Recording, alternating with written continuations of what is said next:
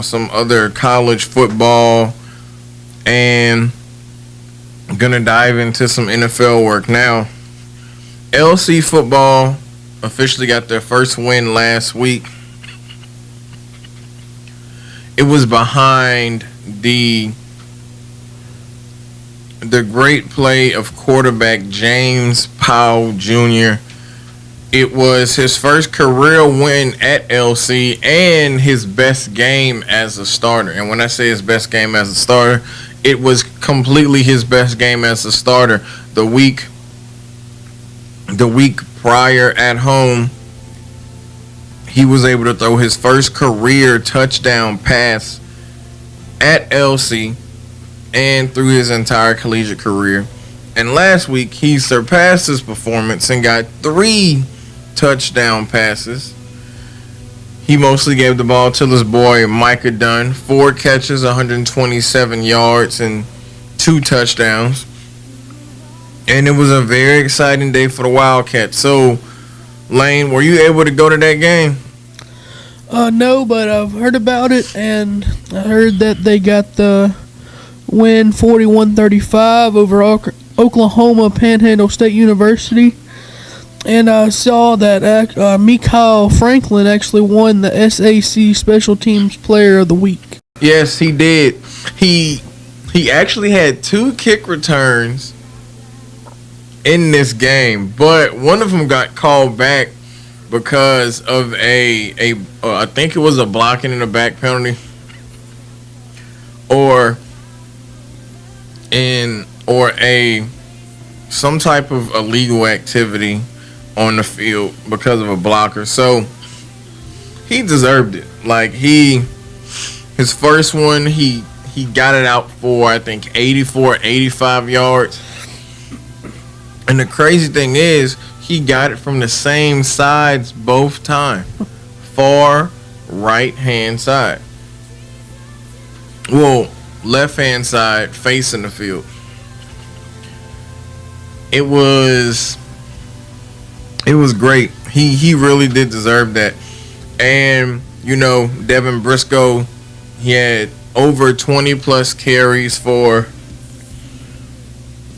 over 100 yards. And James Powell Jr., once again, he had over 10 carries for 96 yards.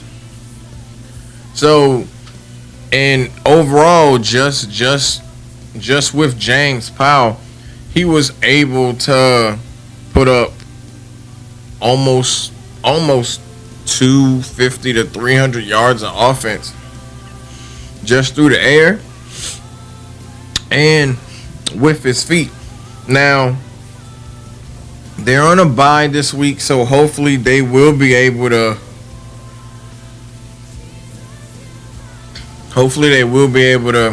rest and then go to Wayland Baptist next week and make something happen. And hopefully this one win can start a complete, and I mean a complete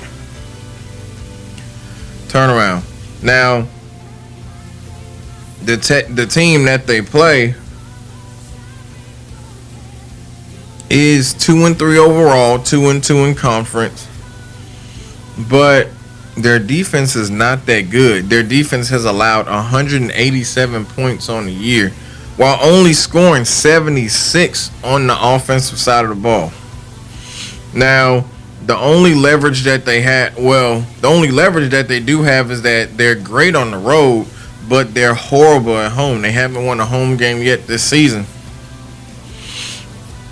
And LC's toughest matchup after that will be homecoming when Langston comes here. Langston is undefeated and the second best team in the conference.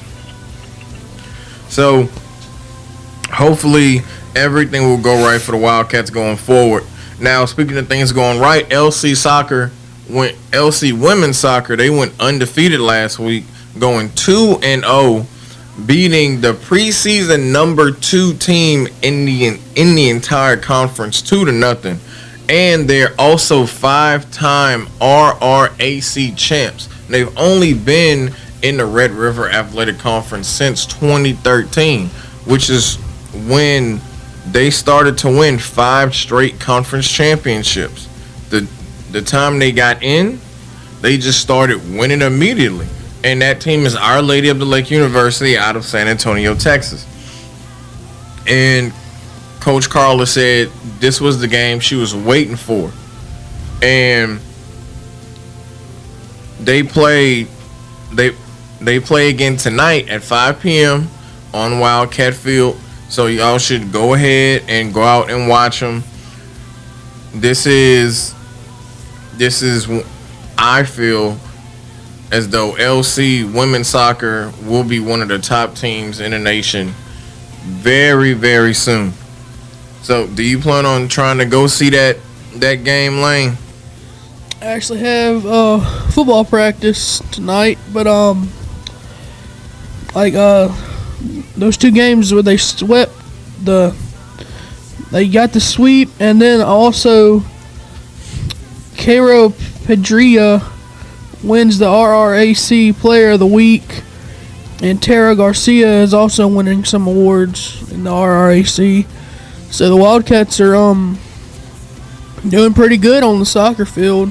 I agree with that as far as the women's are concerned. They did sweep the conference. They did sweep conference awards this week, and they truly deserve it. Coach Carla has truly changed this program around from being a program with the previous coach who only won 5 games in 5 years to literally coming in last fall and taking over the job, preparing last year's team for a spring schedule.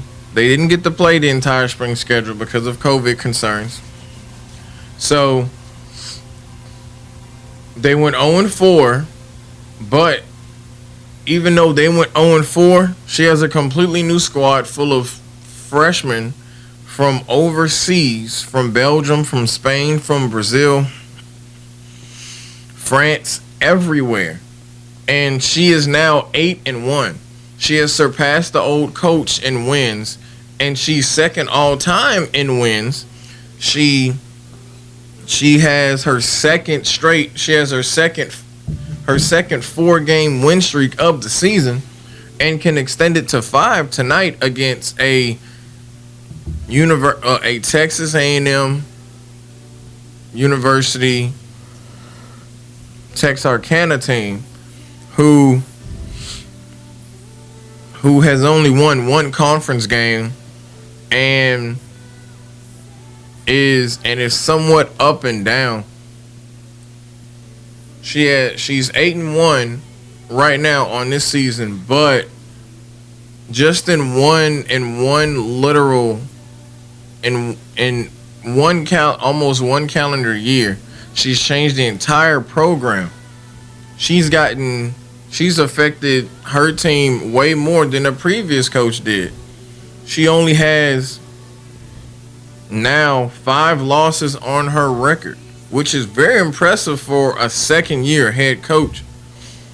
And not to mention, she's going to be going up against her other former team in LSUA next week. And that's the team she used to not only GA for, but she used to play for. So,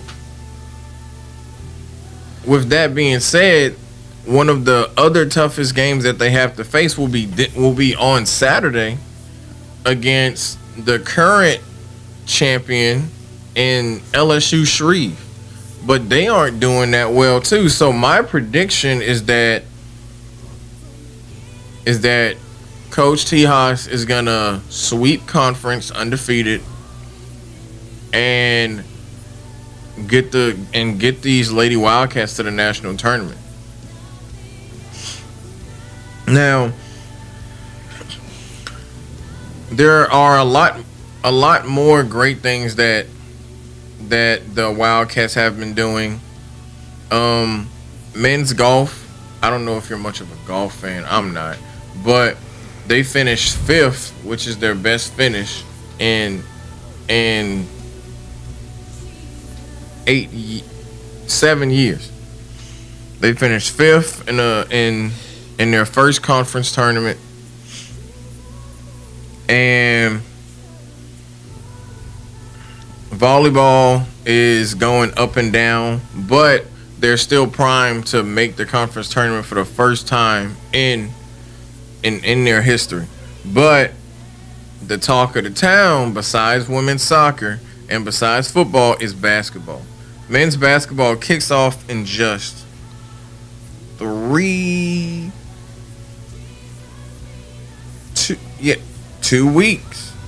Men's basketball kicks off in 2 weeks.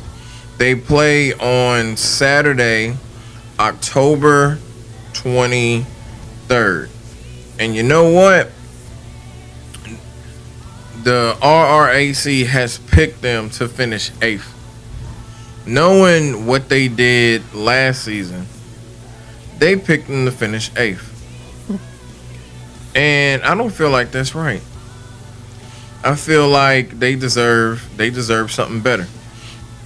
Now they will play against Lindsey Wilson College at 3 o'clock on October 23rd, and then turn around and play Philander Smith College again on October 26th. So in a span of less than a week, they have 3 games. Did you watch any Wildcat basketball last season? I did, and I caught the end of the season, the playoff run, and then, of course, getting to the finals and losing in the finals by a few points and getting the heartbreak of that loss. So, coming off of last season, I don't know how many people they lost graduating, but if it's anything like last season, it's going to be a good season. I think this will be one of the most intriguing seasons because we now have to face the bad boys. The bad boys of LSUA. And you know, the bad boys of LSUA always have a chip on their shoulder. They have so much to look forward to. They have so much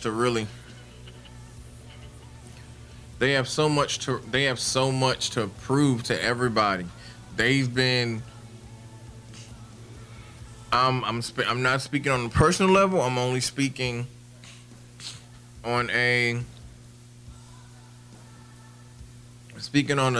journalistic level and a commentator level. These LSUA has been the best basketball program in Cenla since they've started, and here's why. They've won 5 conference championships. They've had the same head coach since the program has started, and their first championship was in their inaugural season. LSUA is almost 10 years old, and they've had more success than other basketball programs around the area college-wise. But there could be many unknowns. They didn't win conference last year, but they still made the national tournament. And I think LC men's basketball has a lot to prove when it comes to playing this team. And I know women's basketball has a lot to prove because there used to be a standard to women's basketball at LC. And I know it's been down for a small minute. However, Coach Matt and his team will have a lot of new pieces, and I feel like they can run the table. So, do you think you'll be there at the first tip of LC men's basketball on October 23rd? I don't know. So I have to see if I can make it. Well, I hope you can be there. Now, let's talk about some more college football. Now you have LSU at Kentucky. Now LSU is 3-2 and Kentucky is undefeated and the number 16 team in the country. Yep. LSU returns to Kentucky for the first time since 2007. LSU heads back to the Bluegrass State for the first time since '07 once again on Saturday when the Tigers face this team at 6:30 on SEC Network. In its last trip to Lexington, Kentucky, they posted a 43-47 victory over LSU in triple overtime. But LSU still went on to win the national championship that year. Prior to the 2007 contest, LSU's previous game in Lexington came in 2002 when the Tigers won it with the Bluegrass Miracle. And it was Marcus Randall to Devery Henderson. 75-yard TD pass as time expired for a 33-30 win. Now, Lane, what is your prediction for this game? Based on last week, we saw that Kentucky is a true player this year after beating a very good Florida team. And LSU, in my opinion, should have won that game last week. But I think the reason why they lost to Auburn last week is because of depth on the offensive line. They had a lot of injuries on the offensive line, and they had to keep on just feeding in new, fresh guys. And sometimes that's good when you have a fresh guy, but when that guy doesn't have experience, that's not that good. So they're having freshmen that starting at the offensive line, and Max Johnson was getting killed back there. And then Bo Nix just proved that he was the starting quarterback after being benched the week before.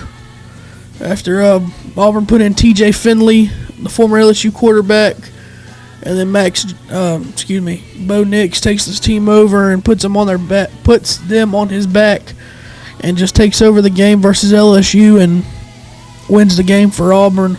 But no, LSU, they have something going on defense. It's looking way better than last season. They still need to improve. And their offense, a problem I see is the offensive line, of course, and Butte, the receiver, is just amazing talent, but he's really the only person that's doing anything on the offense. So I think Kentucky's going to pull off the win this week versus LSU. Kentucky's ranked number 16. Of course, they're in the SEC East, so that means they're going to have to play number 2 Georgia coming up on their schedule. So Kentucky's got a lot to prove to get into the top 10, or at least try to get in the top 10 to prove that they're a playoff team. Honestly, I feel like the best thing LSU can do is they have to play twice as hard as everybody else. They have to play 3 times as hard as everybody else, because since you have to think about it, since everybody from that last national championship team left, LSU is going downhill. And I think everybody knew from that draft class that LSU was going to go downhill. Because if everybody wasn't going to come back, what was the point of staying? And I guarantee you this. If Burrow wasn't a senior and he had one more year of eligibility, everybody else would have stayed. LSU needs to recruit better. They need to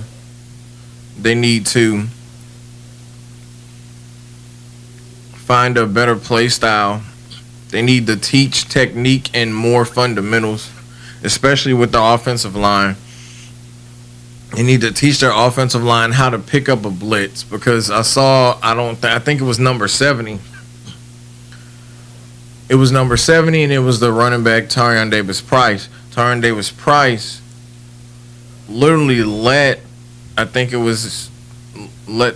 linebacker right through that line, and then 70, whoever 70 is, he let his D in right through and hit Max Johnson. So LSU needs to restart everything and build from the ground up. And I've heard through the rumor mill that Ed Orgeron is on the hot seat. Now, the biggest question is, will they fire Ed Orgeron like they did Les Miles, only being a couple years removed from a national championship? Or will they give him a few more years to produce what took at least 4 years for him to do in the first place? Now, if he can produce, if he can produce a winning product, and it takes a few recruiting cycles every few years, then I say let the man keep his job and let him do what he needs to do. But he also needs to probably bring in a better offensive coordinator to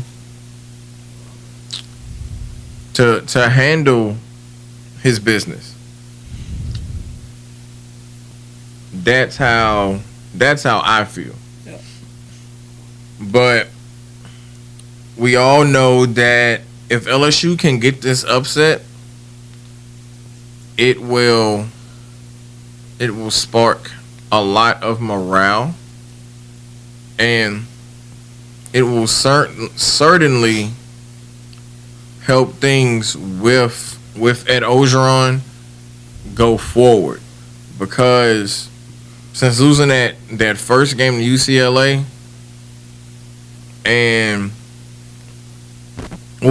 since losing that game against UCLA, it killed everything.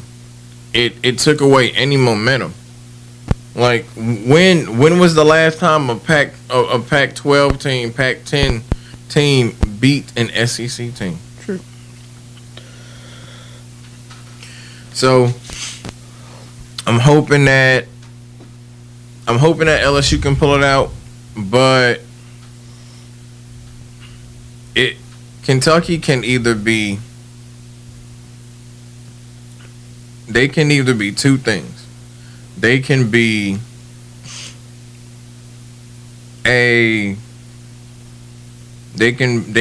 the production that basketball has, or they can be like UCF of a few years ago and get the crap beat out of them, like what happened with Auburn. Because Kentucky hasn't really played anybody. They've played Missouri, close game. Chattanooga, close game. South Carolina, close game. The best team they've played so far is Florida. And every game that they've played has been by at least, the least is 5 points. The max is a touchdown, and in the middle it's 6. So they're either winning games by 5, 6, or 7 points, which means one defensive stop or two can completely change this entire game for LSU coming up. It can literally, it can either put LSU at 500, or it can propel LSU and possibly knock Kentucky out of the top 25. And here's why. If voters feel like a 3-2 LSU team can beat a number 16 Kentucky team, they're gonna feel like Kentucky is not that good of a squad. They're gonna feel like Kentucky is just one of those teams that are like UCF. And the last time LSU finished 500 was last season, 2014, and one of the very last times was 1978. So LSU is going to have to really dig deep and use those quote-unquote 4 or 5-star players that are supposed to be the next generation of great NFL talent, next generation of great college football talent. Yes, they do not have Derek Stingley for this game, but it's not about who you don't have. It's about who you have.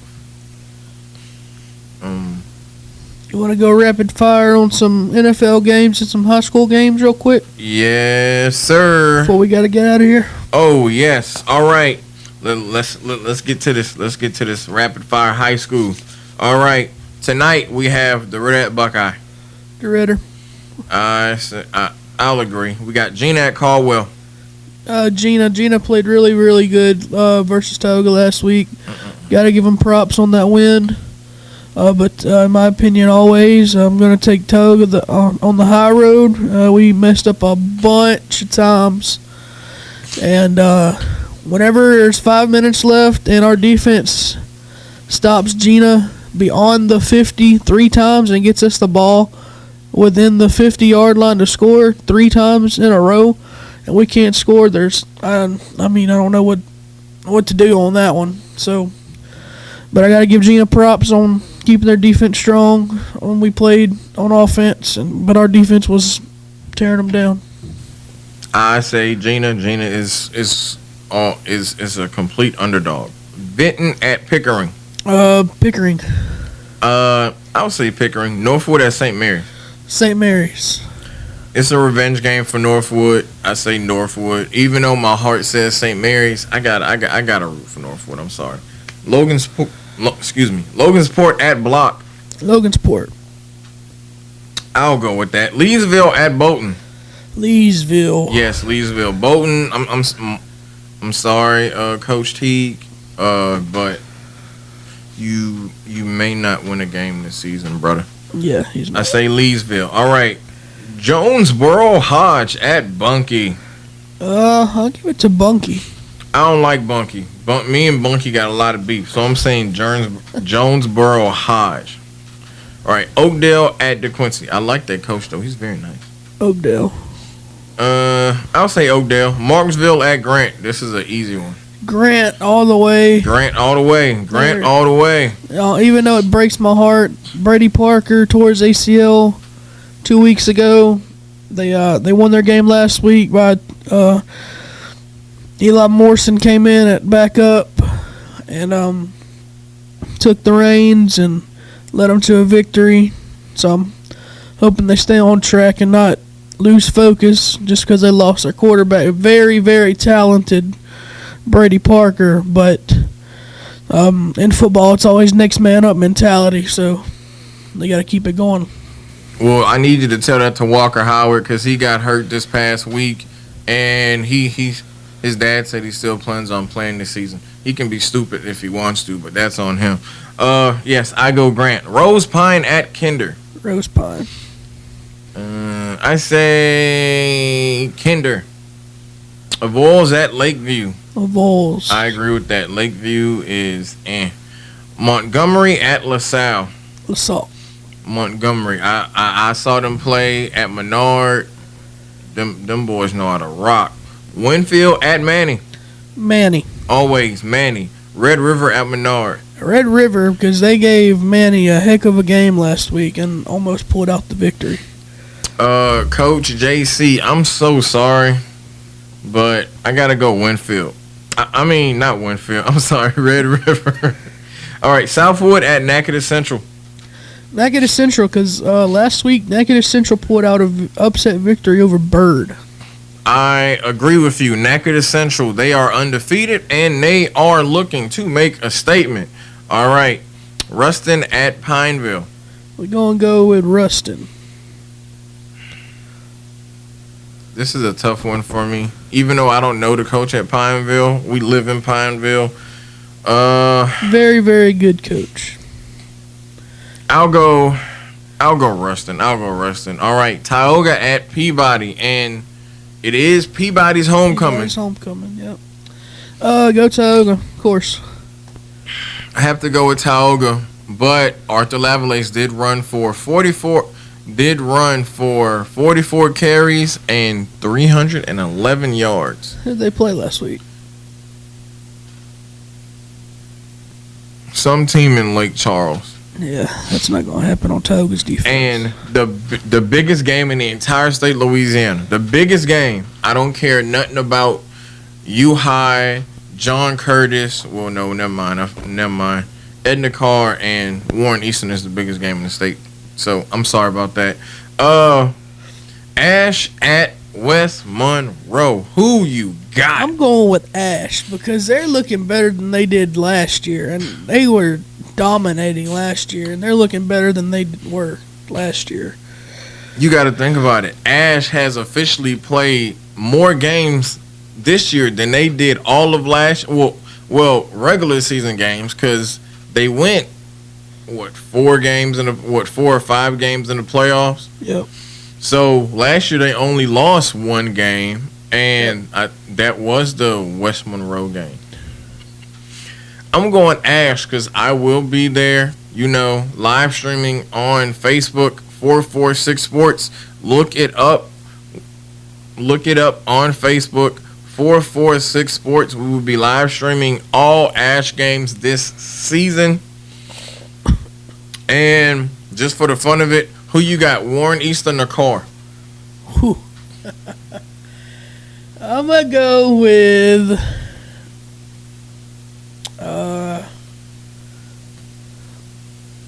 Carr. I'll be the opposition. I'll go with Warren Easton because honestly, there's no way you can pick one. You can't pick against either team. So I'm gonna go with the opposition. It's gonna be a close game. Always is. All right. We have a lot of football literally today for the NFL. Rams at Seahawks.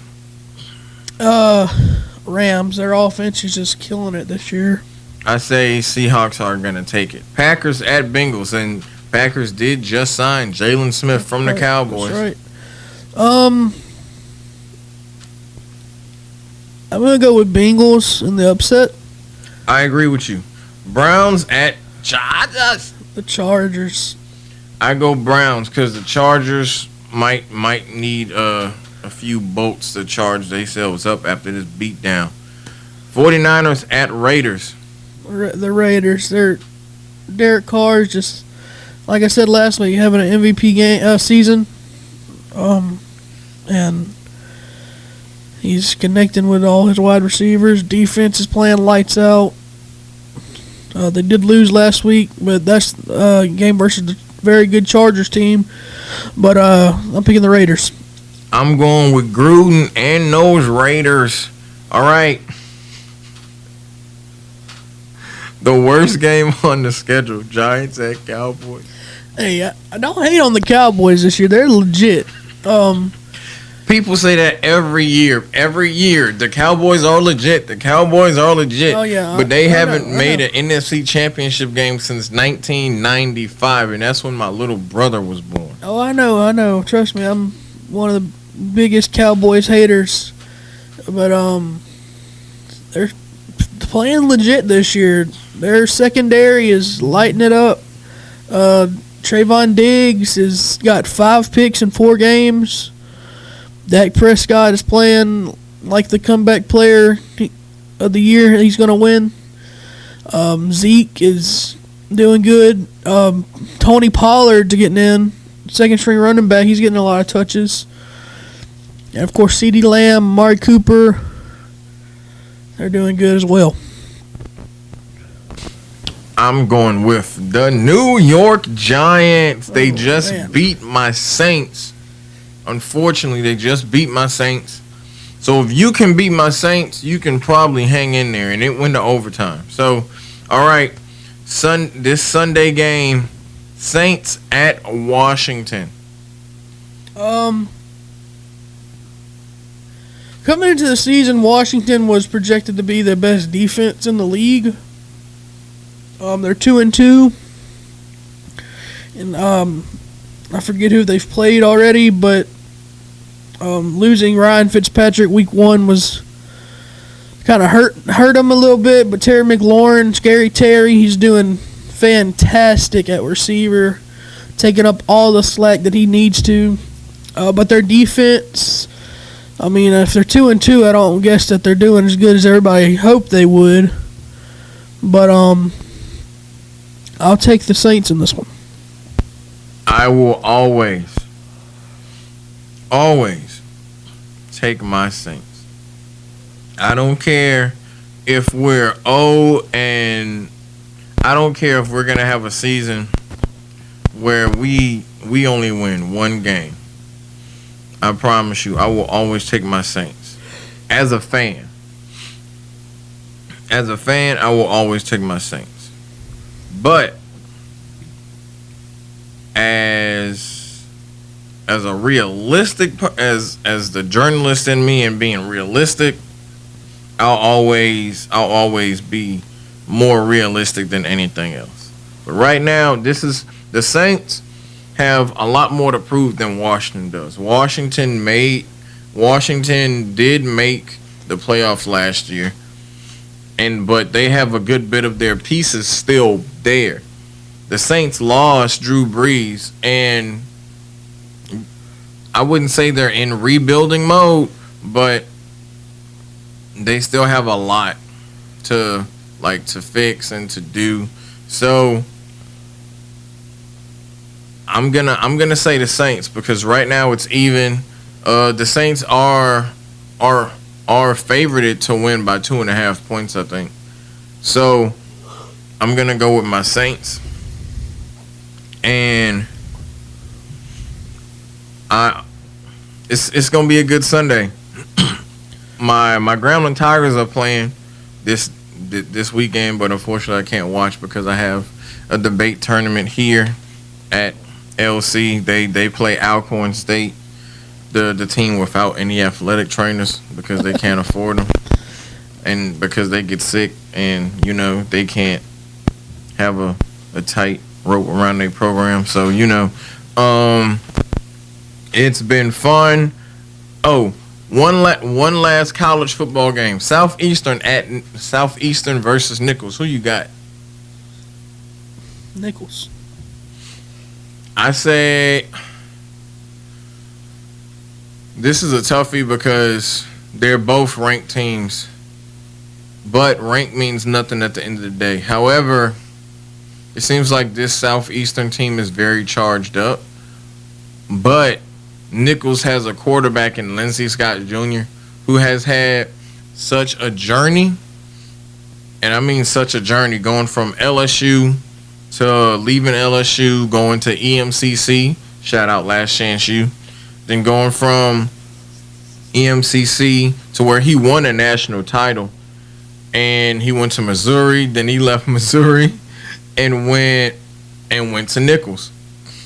I don't know how many years of eligibility he got left. Maybe he has one more after this, but this man has a giant chip on his shoulder. He was one of the best quarterbacks coming out of Louisiana and one of the best quarterbacks in the nation. Before he left, he gave Zachary their very first football title in school history, I think. So Lindsey Scott Jr. has a lot more to prove than anybody. And he can do it. And they just went toe to toe with UL a few weeks ago, and it was a single digit loss. I think it was about a touchdown or less, But it was by 10. I think it was 10 points. But for FCS program to go toe to toe with UL, who's up and coming, and you went up against somebody and Levi Lewis, former Scotlandville quarterback out of Baton Rouge, who says a lot about your program going forward. So I'm going to go with the upset, and I'm going to say Nichols. Nichols is ranked number 25 at 2-2, and Southeastern is ranked number 16. I think they have one lone loss. I don't know to who, but it's going to be a good game. Now we had fun talking to you guys, and I hope you enjoyed it. So Lane, do you have a Twitter, you have an Instagram or anything? No. Well, I would like for everybody who is listening to follow me on Twitter at BrownSports93, and you can please subscribe to the Den TV YouTube page. It is the official Louisiana College Sports Network page. So please subscribe, watch some videos. There's a link to my Twitter and to the Den TV website that is created. So everybody have a safe drive, safe trip, and we will see y'all next time.